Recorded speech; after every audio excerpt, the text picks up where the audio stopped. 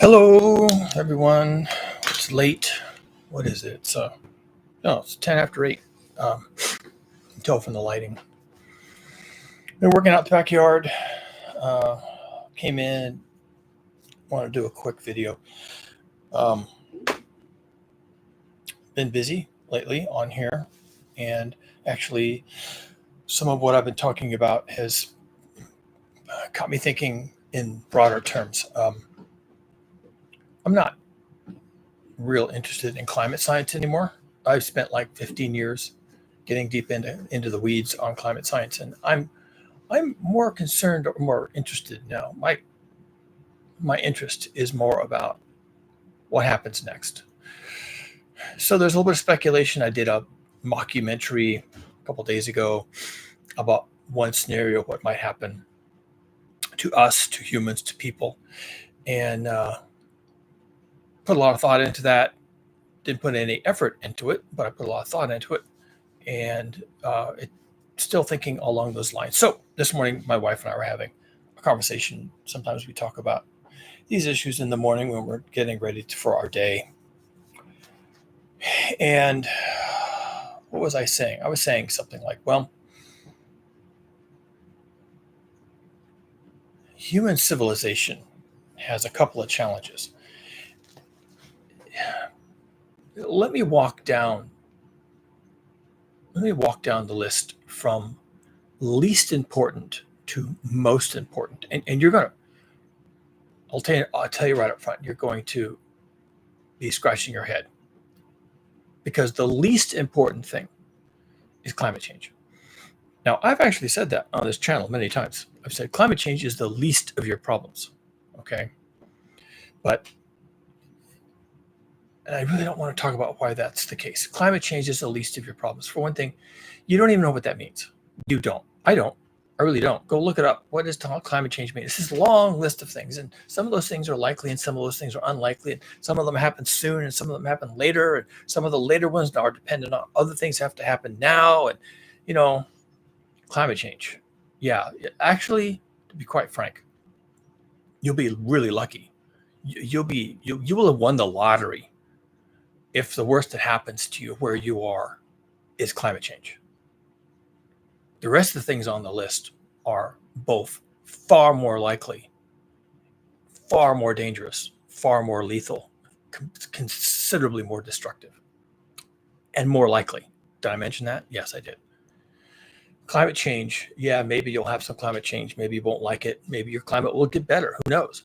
But the other things are going to happen, and they will be bad for everyone, guaranteed. The second thing on my list of things that are going to be bad is global heating. The heat is going to kill people. There's no other way to say it. Trigger warning. I'm going to be talking about dead people, okay? Global heating is going to kill people. It's killing people already, and no one even wants to talk about it. The media nowhere is talking about it. They had a big heat wave in India, and I know it must have killed thousands of people, and they reported dozens of people were affected by the heat wave in India. Emergency rooms were full of people coming in with heat stroke, okay? And they said dozens of people were harmed by the heat stroke. The convenient thing about dozens is it's plural. How many dozens? 1 dozen? 2 dozen? 3? How about 4,000 dozen? I mean, they can say whatever they want. Dozens, right? Now you expect them to say, "Oh, well, actually, it's so many dozens that now we're just start talking about hundreds, and it's so many hundreds we should just actually start talking about thousands instead of dozens or hundreds." We'll just cut to the chase and start talking about hundreds, but they won't, will they? They won't do that because they don't want you to know that it's thousands. They want you to think of it as being dozens, and so that's what you're going to get. Dozens of people died in India in their recent heat wave. Wow, dozens. That's terrible for those 4 or 5 families, right? Global heating is coming for you. It is absolutely 100% guaranteed coming for you. There's nowhere on earth you're going to be able to avoid it. It'll be more intense in some places than others, but it doesn't matter. Wherever you are, wherever you are, whatever you're doing, whatever you're used to, it's going to get hot. It's going to get hot. And the other thing that's going to come for you, guaranteed, absolutely promised. Almost no one's going to escape it. Some will escape to some extent, but everyone's going to get hit by some of it is violence. Violence. I've talked about violence a little bit on this channel. I don't think I've had a video on violence in the weather patterns in the Earth dynamic system. I don't think I've had a video concerned with violence until my recent one where I did my mockumentary, my video drama was about violence. And really, I don't think I conveyed it quite properly. The amount of violence that's coming our way is going to be absolutely off the chart. Off the chart. It's driven by global heating, and global heating is basically guaranteed at this point, worse for some than others, and yet everywhere it's going to happen. And because global heating happens everywhere to some extent, then the violence is going to happen everywhere to some extent. And in my mockumentary, I, dealt with the violence that comes with a very particular type of weather pattern. We call them today hurricanes, but beyond a certain theoretical limit, they're really not hurricanes anymore. They're off the charts, and they start calling them hypercanes. You can look it up if you want. And if you go on Wikipedia and you look up hypercanes, they'll talk about being a theoretical thing, really not possible. The Earth doesn't really allow for such things. But but it's driven by whether we have them or not is driven by whether we have the heat or not. Now we're going to have the heat. We're going to have a lot of heat. We're going to have so much heat you can't even imagine it, and it's going to be everywhere. But in particular in the tropics. So what I was talking about this morning with my wife is that we'll have one hypercane, and and then we'll go for a few years, and then we'll have another. But eventually, what really happens is we start having hypercanes kind of continuously. And one scenario that I can really see being likely and probably high probability is that the Gulf of Mexico, which is sort of an enclosed body of water, so it's really perfect for this scenario. But there was others. The Mediterranean Ocean is also enclosed. So that these bodies of water get so hot that they reach the threshold where hypercanes are possible. And right now, the theoretical point where the water is hot enough to support hypercanes is 120 degrees Fahrenheit in the water. And that's really hot, right? But we've had 100-degree water off of Florida last summer, I think. And we'll see if that happens again this summer. And once you have 100-degree water off of Florida, you can have 110, you can have 120. And at some point, we start to get these emergent phenomena that are they're hurricanes, but they're not category 5 or category 6 or category 7. Not that we even have those categories, because of course they don't want them. Why talk about it, right? Why open the door to these things coming? Why even mention it? Don't talk about it. We'll have a category 5, and pretty soon all the hurricanes that come out of the Gulf of Mexico will be category 5, and you'll be saying, wow, they're still talking about category 5. These hurricanes are transdimensional. I mean, they're working on so many levels of massive violence that don't we need a category 6? Actually, no, we need a category 10. What we really need, you think they're going to give you a category 10 so you really know actually on a granular level what category that hurricane was that just came through and flattened whatever, Louisiana, Alabama, Florida, all of the above, right? No, they don't want you to know. They don't want to talk about it, because if they have to talk about it, why do we need a category 10 now? Is because of global heating, and they don't want to talk about it. They don't want to talk about global heating ever. They're not going to do it. I'm here. I'm doing it.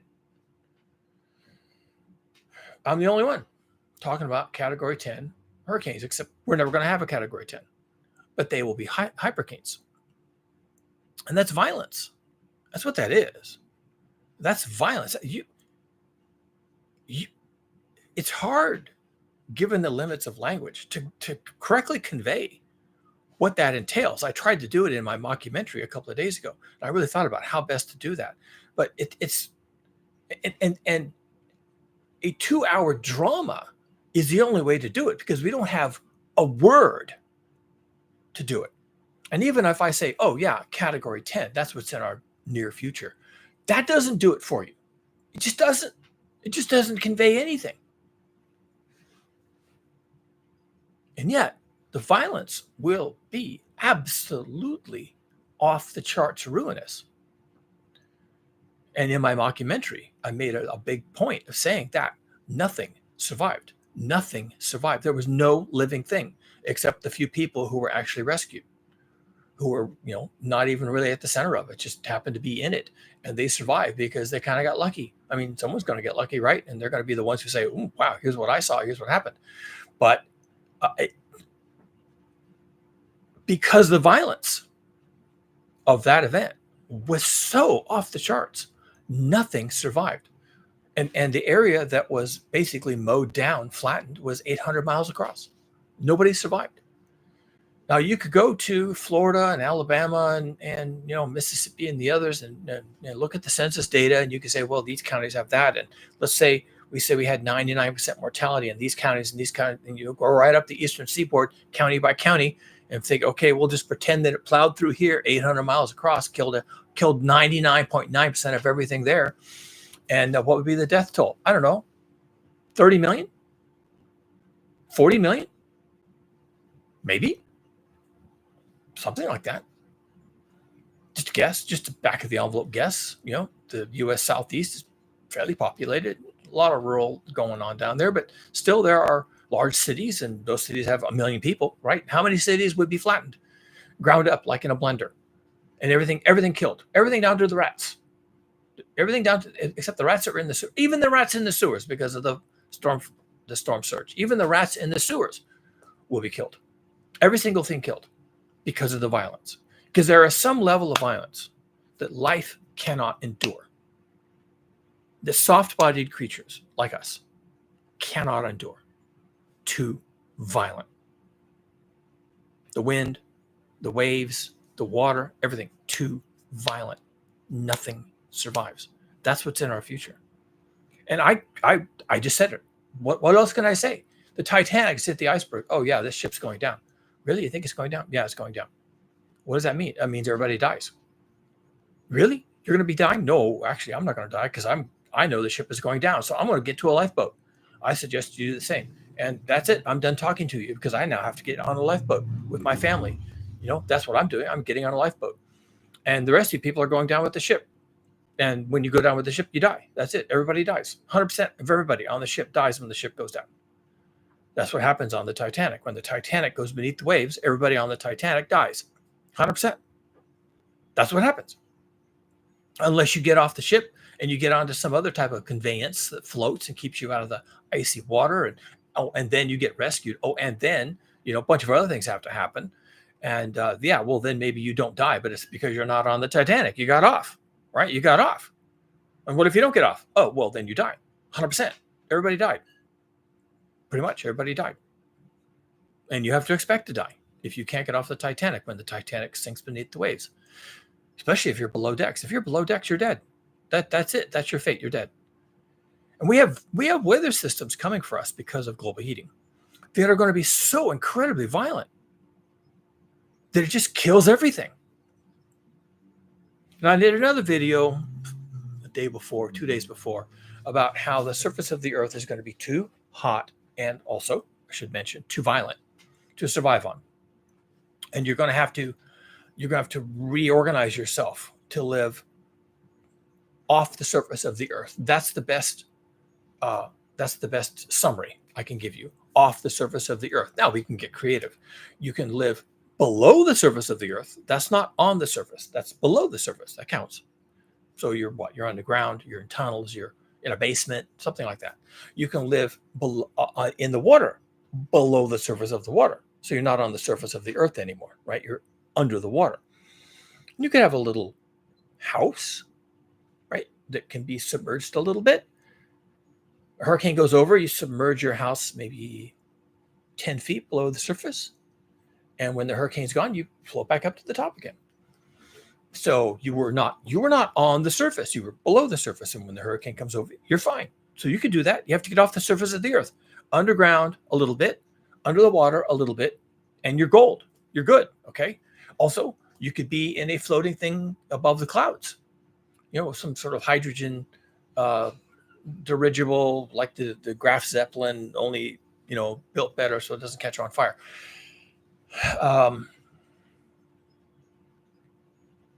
the movie Mortal Engines, towards the latter third, shows a floating city that does in fact catch on fire and come crashing down. But it's a floating, not a city, more like a village, a floating village. And you can have floating villages. And the point is, you're not on the surface, right?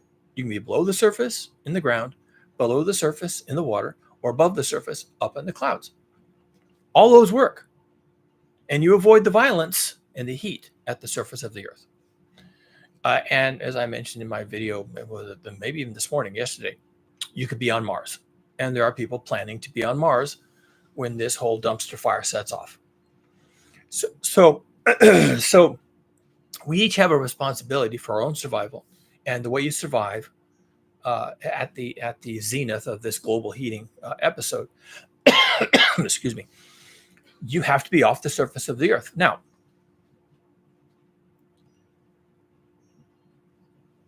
here's some science for you. So the global heating is happening at the surface. That's how it works. The CO2 that's causing the greenhouse effect is in the atmosphere. It's in the air, all right? But most of the heating is near the surface. That's where the heating is. One of the things that's happening to the Earth dynamic system is there's a lot of heat accumulating down here near the surface because the CO2 in the atmosphere is blocking it from making its way to the top of the atmosphere where it can radiate out into space as black body radiation. So the heat is trapped at the surface. It'll make its way up slowly, but it's mostly trapped at the surface. Meanwhile, most people don't know this, but it's true. Look it up. The top of the atmosphere is actually cooling because the heating happens at the bottom. And because the CO2 in the intervening layers traps heat, the heat can't get to the top of the atmosphere. But the heat at the top of the atmosphere is being constantly radiated out into space, i.e. lost. So the top of the atmosphere is actually cooling. It's called stratospheric cooling. It's been going on a long time. This is well understood. This is well-documented science. Stratospheric cooling and surface heating, although overall the planet is heating. Now, the difference in temperature between the bottom layers and the top layers creates an imbalance. This heat wants to go to space, but it can't get there because of all this CO2 that's trapping the heat. Using words here, this is what happens when you trap heat. You keep it near the surface. What a hurricane does, a hurricane is a heat engine. It runs on heat. That's what a heat engine is. It runs on heat. Your internal combustion engine in your car is a heat engine. A steam engine is a heat engine. It runs on heat. Okay, but really it runs on the differential between something that's hot and something that isn't. That's how a steam engine works. That when the heat transports from one to the other, you use it to do work while it's on its way. So the Earth is also a heat engine, and it's out of balance. There's a heat source near the surface, and there's a cool layer at the top, and the heat down here wants to get up there so it can radiate out into space and be lost. Hurricanes exist because of that. And the hotter the surface is, and the cooler the top of the atmosphere is, the more powerful these hurricanes become because they're feeding the heat engine like a steam engine. The heat engine is taking advantage of the heat and the cold and the difference. And moving from the heat to the cold does work. Just like a steam engine, it does work. In a steam engine, it turns the wheels and moves the steam locomotive. In a hurricane, it turns the hurricane, right? And the steeper the gradient between the heated surface and the cooling stratosphere, the more that hurricane wants to spin. Just like a steam locomotive wants to spin the wheels. And that's where we get hypercanes. The hypercane, it's theoretical, but only in the same way that science fiction is theoretical. It's only theoretical until it's not fiction anymore, okay? And hypercanes are only theoretical until they're fact. Now, what does it take to become a fact? That the Earth gets hot. And that means at the surface, because that's where the heating happens, at the surface. And it heats the surface of the Earth, heats the oceans, in direct contact with the surface air, heats the oceans. The oceans and the air get hot. The land gets hot. The seas get hot. Everything gets hot. And then, whatever triggers that, you get a Carnot heat engine. And what it's doing is it's moving the heat and taking advantage of the gradient between top and bottom of the atmosphere. And it starts moving that heat up like a steam engine. It's a heat engine, and it's taking advantage of the difference. And the greater the difference, then the greater the work that can be done by that hurricane. And the faster it will do that work. The greater the difference. And the more CO2 we inject into the atmosphere, the greater the difference will come between the lower surface of the atmosphere, where it comes in contact with the ground, where the heat is. The heat is not coming from the sun. The heat's coming from the surface of the earth. And the cooler the stratosphere is. And why is the stratosphere cooler? Because the intervening layers of CO2 have such a high percentage of the atmosphere that they prevent the heat from moving up. And the heat is always down here. That's where it's generated, and it moves up, and it heats the stratosphere, and then it radiates out into space. But if there's all the CO2 in the middle, it can't do that. So it accumulates near the surface. And then the stratosphere just keeps getting colder. It just keeps getting colder because the heat, no matter how much there is, it can't make its way to the top until, a hypercane comes along. And it feeds on that heat, mostly what's in the water, but even what's over the land. You can have what they call brown ocean events, where the land is hot, and because of rain, it looks to the heat engine, this guy going around, it looks like ocean, hot ocean, and it can feed on the land like it can feed on the sea because the heat is there. Now it needs moisture, so the land has to be wet. But look what happens when you have a big hurricane or a big hypercane. It throws off these bands of moisture, and the rains become torrential. You can have rains coming out of a hurricane like 20 inches, a day, or even what was it, 9 inches in 6 hours we had recently somewhere.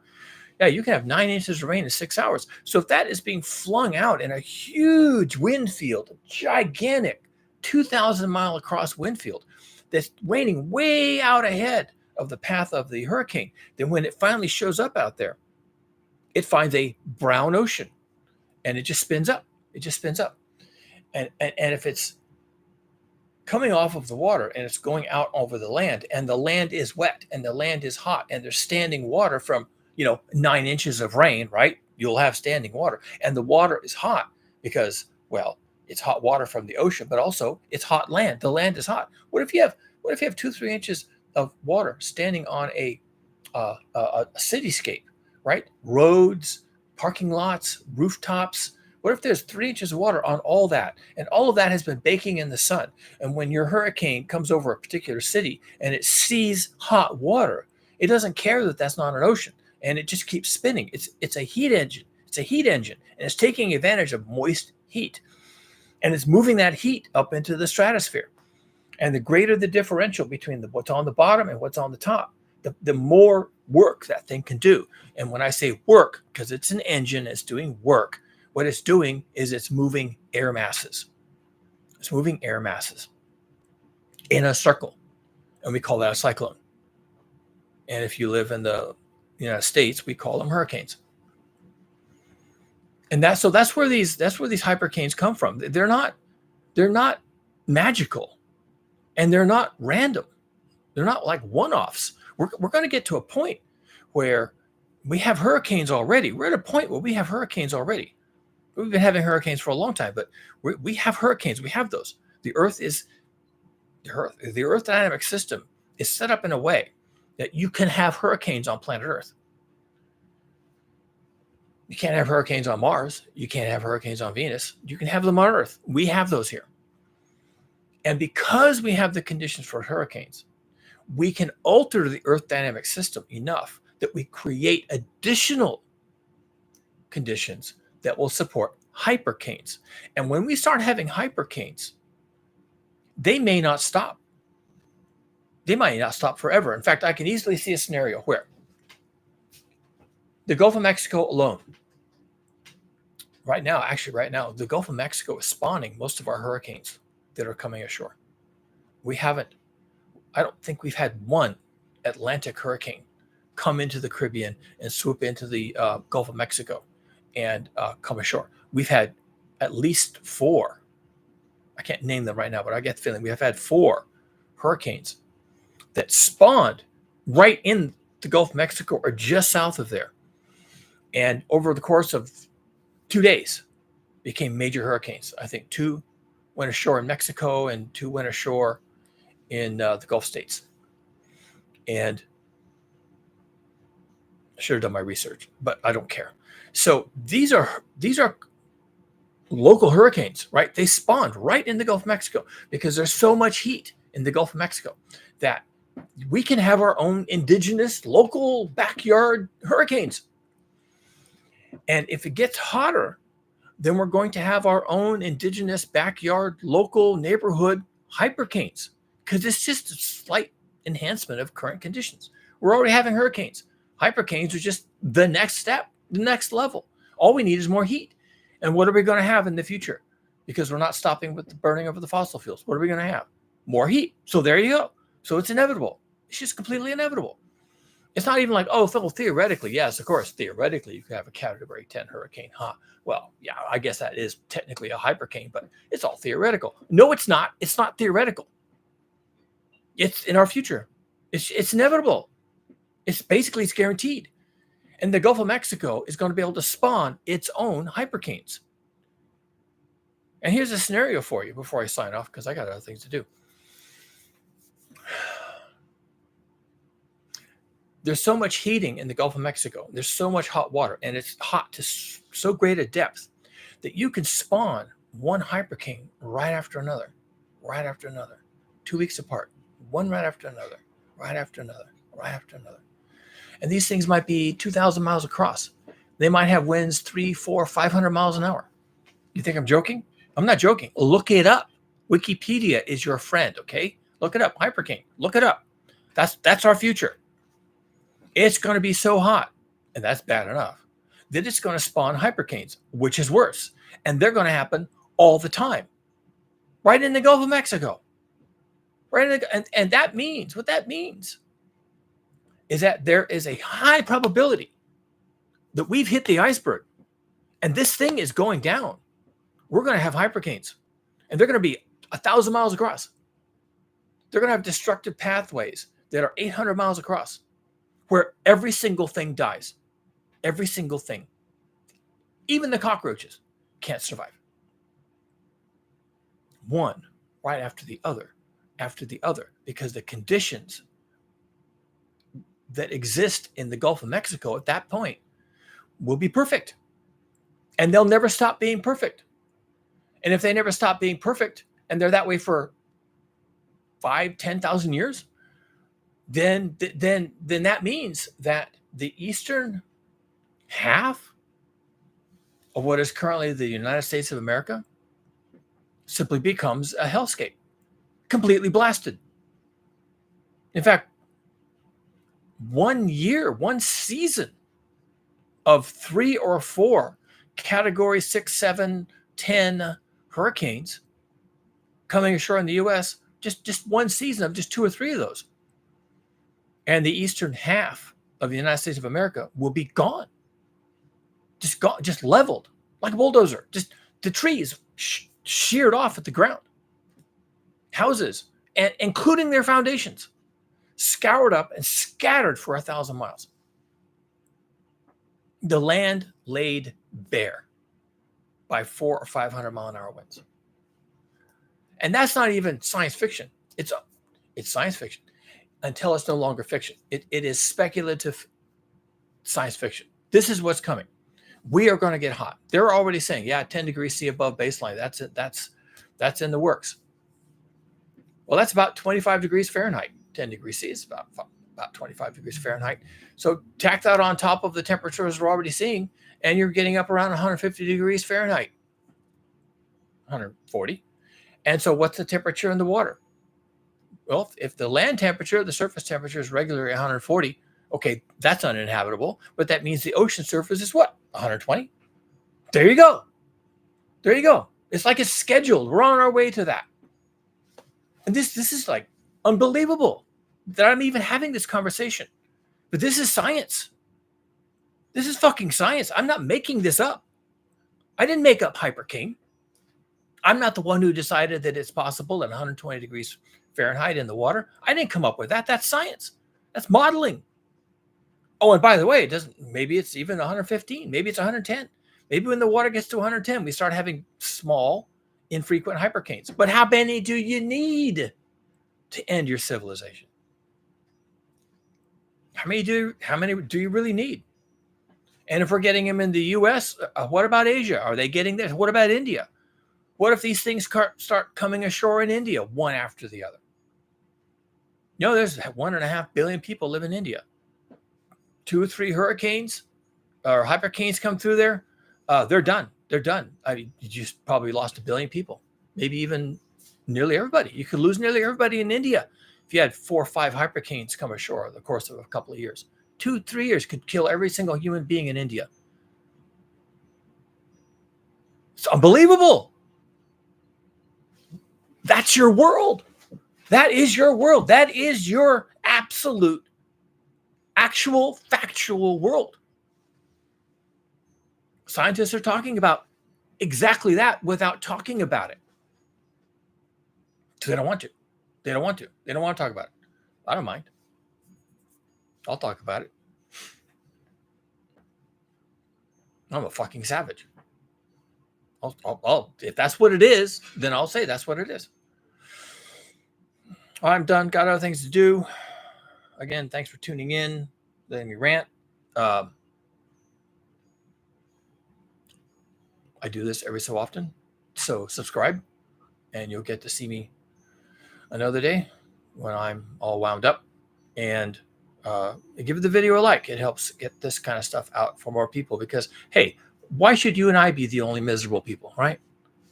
Get them in here.